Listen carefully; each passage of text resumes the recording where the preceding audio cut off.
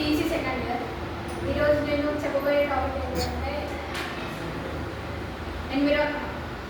Soil, population, air, water pollution.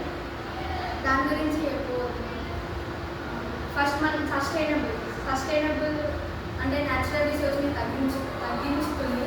దానివల్ల మనం కాకుండా మన ఫ్యూచర్ వాళ్ళ పాపులేషన్ కూడా తగ్గుతుంది. సో మనం సస్టైనబుల్ని పెంచాలి.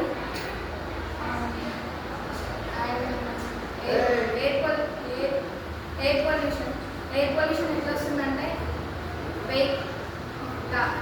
పొగ వల్ల వస్తుంది. మనం ఫస్ట్ ఫ్యాక్టరీస్ ఎక్కువ వాడకుండా ఉండాలి. అండ్ వెహికల్స్ కూడా ఎక్కువ యూజ్ చేయకుండా ఉండాలి. దీనివల్ల ఎయిర్ పొల్యూషన్ తక్కువ అవుతుంది. మనకి ఏ డిసీజ్ రాదు. ఈ ఎయిర్ పొల్యూషన్ వల్ల మనకి చాలా అనారోగ్య పాలవుతున్నాం. మెయిన్గా ఏంటంటే లంగ్స్ ఎయిర్ తీసుకోవడం వల్ల లంగ్స్ ప్రాబ్లం అవుతుంది.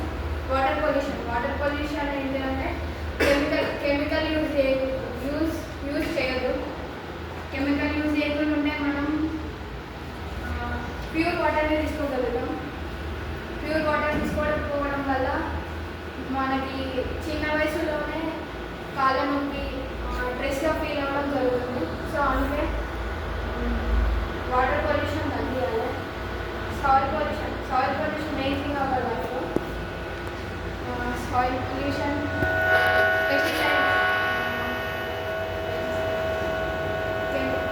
Pesticide garbage soil pollution is important. అవి యూజ్ చేయకుండా మనం సాయిల్ చాలా ఇంపార్టెంట్. దాంట్లో ఫ్రూట్సే తింటున్నాం. దానివల్ల మన హెల్త్ కూడా ఖరాబ్ అవుతుంది. అందుకే పొల్యూషన్ రాకుండా చూసుకోవాలి. మెయిన్గా ప్లాస్టిక్ వాడడం వల్ల వాటర్, సాయిల్ అన్నీ కలుషితం అవుతుంది. సో దీని అందరినీ మనం వాడకుండా ఉండాలి.